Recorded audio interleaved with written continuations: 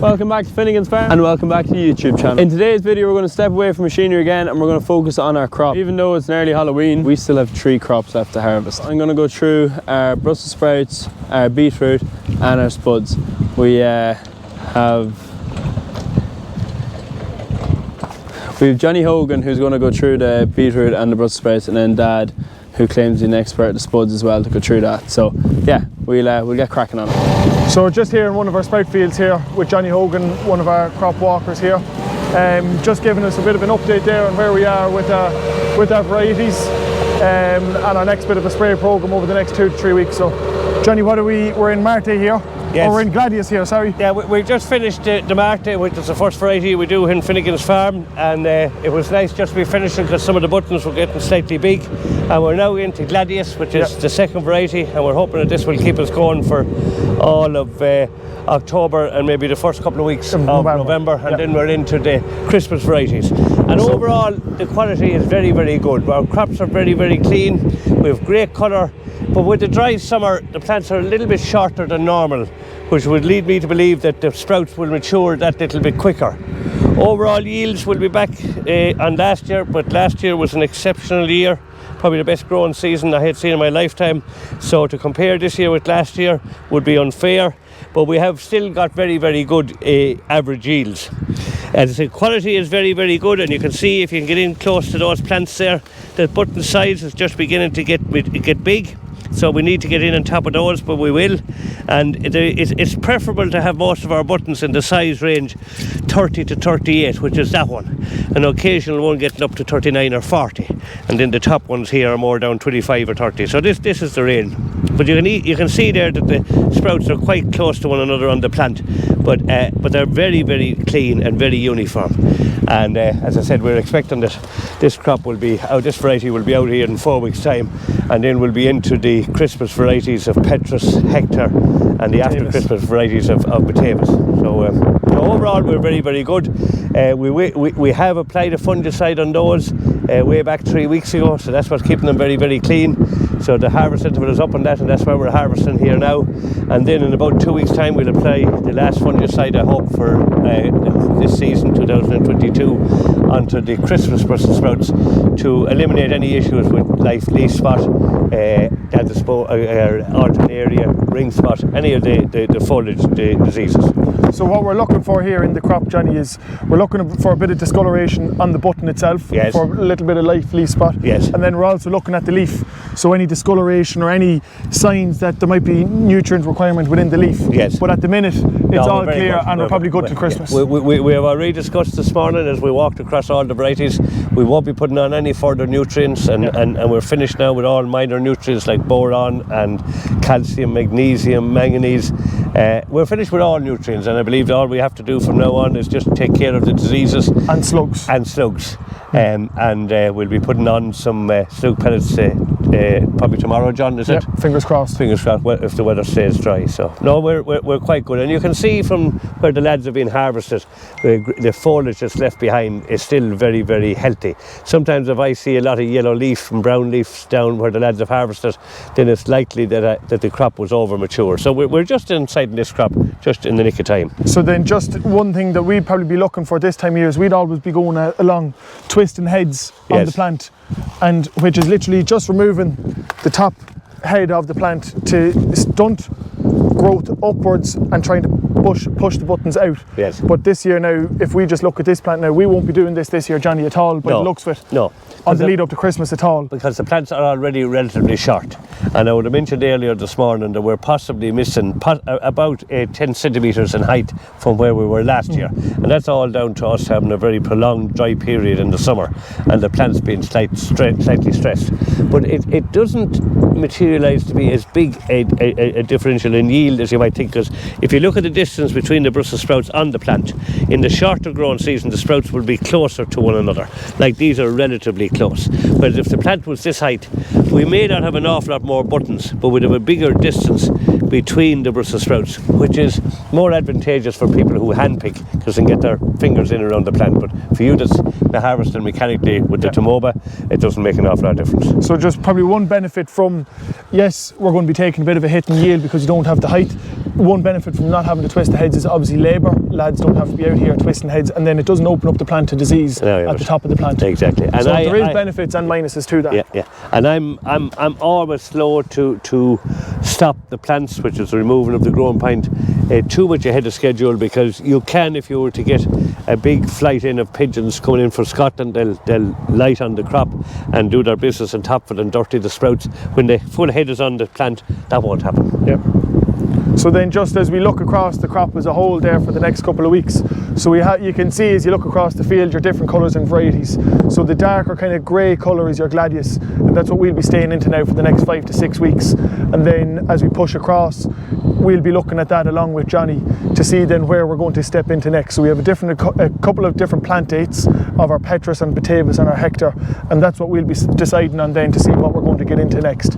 But for the next 4 weeks now, I think we're fairly set up in terms of our spray program. Just need to get the slug pellets on, and that's going to set us up then for the month of October. And presently, John, it looks like that when you're finished your gladius, my best guess is that you will probably move into the Hector. Yeah. I think next. Last year that didn't happen. We moved into some of the other varieties first, but this year it looks like to me that the Hector hasn't been affected as much with the dry weather, and that can happen with varieties. Some varieties will be more temperamental to dry conditions or wet conditions or poorer soils, but it looks like the Hector, and everywhere I've looked at Hector this season, it looks like to me that it has not been affected by the dry weather, and we have more height and more mature buttons. Yeah, and that's the reason for the few varieties in the field, that if our Petrus or Batavus didn't come as quick as we hoped, that's why we have our Hector there, which we can get into. So we're not going to have a gap in the market. Well, we're not dependent on one variety, because that's a dangerous game. Even if you do a number of different plantings of the one variety, you're still better off with a few different varieties, and then it gives us the opportunity to be able to jump across and leave a variety behind and come back to it when it's more to the size that's required. So that's our Brussels sprouts kind of finished then for this week on the crops.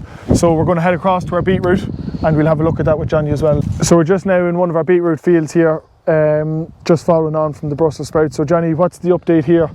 The update is that the crop is looking extremely healthy. The nutrition has been very, very good. They've been kept very well treated with all minor nutrients, particularly boron, calcium, magnesium and manganese, and I would suggest that that's a lot of the reason why the crop is looking as good as what it is. You're also very clean from both pests and diseases. We had a few issues early on with bits of aphids, which you sorted out, and we haven't had any real amount of disease as yet. It's early days, but you are very, very clean, and what we're looking for is dark green leaves with no blemishes. But you can look there and you can see the first bit of disease just starting to come into the leaf there, a disease called ramillaria, which is quite similar to the ramillaria that you get on the wild ducks, and that would be the biggest disease from now on that we will try and keep away in order to encourage that we can have as much green leaf as possible. And depending on markets, maybe some of the beetroot might be sold with leaves on. If it is, you need to keep the leaves very, very green. If not, the reason we're keeping the leaves on is to increase the size of the beetroot just another little bit to get maximum yields. And the beetroots have been sown here in early June at a fairly high plant density in order to give a uniform run of beet, mostly in the size category from 40 to 100 mil depending on the markets. And you can see that a lot of the beetroot, as I'm pulling it there, has pretty well achieved its size. Most of that there in the outside rows is all up between 70 and 100 mil. But if I go to the inside rows, with 4 rows to a bed, you'll notice more beetroot in the smaller size, so that has a good bit to do yet.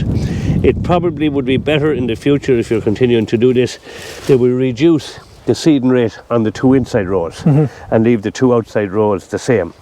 So just to give you an idea of the size that we're looking for, I have a set of rings here, and there's a beetroot, and it's about 45 mil. So it's actually 50. It's very close to 50. It just goes out into 50. And then the majority of the beetroot that we're looking for is up around the 70 mil, 60, 70 mil. So that one there won't go out into 60, but it'll go out into 70. So should go out roughly on that one. Just about out into 70. So a lot of the beetroot is pretty well. On the outside rows, the beetroot is at the required size. On the inside 2 rows, the beetroot is still on the small side. So we've got to leave this crop pretty well alone for another 3 to 4 weeks. And at that stage, the inside rows will have grown to the required size. But possibly what will have happened is some of the beetroot on the outside rows might at that stage starting to get quite big. But you'll always sell some of the bigger beetroot to the industry for juice processing. Yeah. So then, with regards to what our spray program will be, obviously we're going to be putting slug pellets on this, the same as the Brussels sprouts. Yes, yes. We're going to go with a fungicide. With another fungicide, or maybe 2, depending on how quick the inside 2 rows grow. If they grow quite quickly and you're happy with the size in 3 or 4 weeks' time, maybe with just 1 fungicide might finish it. And we should be finished with our aphicides in this. Oh, we are finished with our aphicides. Yeah. So then we're going to put a spray program together for this, an application on this for this week. Yes. Or possibly early next week. Yes. And then we'll be another 3 weeks after that before we be doing anything with it. And could be close to harvest at that stage. You might decide not to put on that last application, depending on the size that you've required and whether you're going to start putting those into store or not. Yep. And at that stage, if you are, I don't think you'll need 2 more fungicides. I'd say 1 next week might be quite sufficient. Yeah. You can see that you're extremely healthy. I mean, it's sometimes you don't see the crop. This crop didn't even look that well in August this year because it was very, very dry and it was under a bit of stress. But you can see since the rains came some 5 weeks ago now and the soil moisture deficit is sorted out, the crop has grown very, very well. And you can see it has made tremendous growth in the last 3 weeks. And should the 2 inside rows do the same in the next 3 weeks, well then there's a very high yield potential in that crop.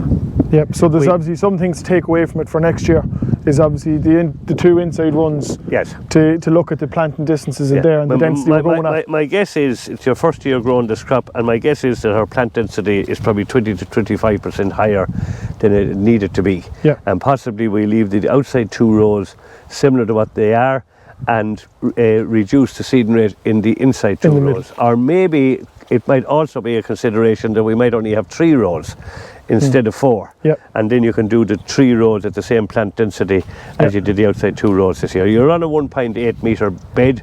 I suppose it does make sense to put 4 rows on that.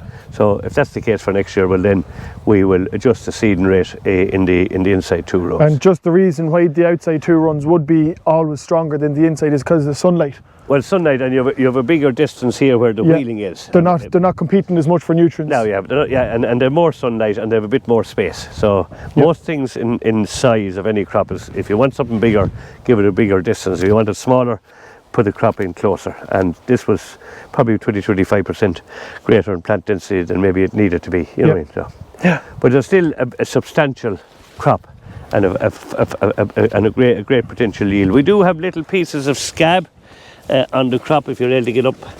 Not on that one now, we'll find it. Go there. Yeah, and that's due to the very dry weather in June, July, August, up to the start of the rains in September. It's only an occasional one, tends to be in the bigger beetroot. The beetroot inside will still be fine. It's only skin deep, and you can see the internal quality of the beetroot is superb. So then typically, Johnny, on any crop really, between potatoes, carrots, beetroot, parsnips, your skin finish always kind of is 2 peels. If you can get away, if your scab is gone in 2 peels, it's sufficient enough then to pass the quality. You don't like having to do any peel in beetroot because it tends to want to bleed. But as the season moves on, there'll be less bleeding, you know what I mean? And I don't think you'll have any problems with it's a relatively small amount of scab that you have here. It tends to be only on the bigger beets and the outside rows. And it's absolutely due. I mean, the soil analysis indicated that your pH and your calcium levels were good. It's just with the very dry weather, you always tend to get a little bit more scab as you do in potatoes, and that's the reason here. But it's negligible. Yeah. So as a whole then for this crop then we'll be applying our spray application now next week. We'll be doing our slug pellets and then we'll be reviewing this then in 3 weeks time along with Johnny just to see what our next step is. Are we going to harvest and are we going to put it into store potentially, or are we going to leave it in the field for a little bit longer? Temperatures are going to get cooler, and is it going to do the start of the storage for us in the field? Exactly, yeah, because at the minute the soil temperatures and the crop temperatures are quite high.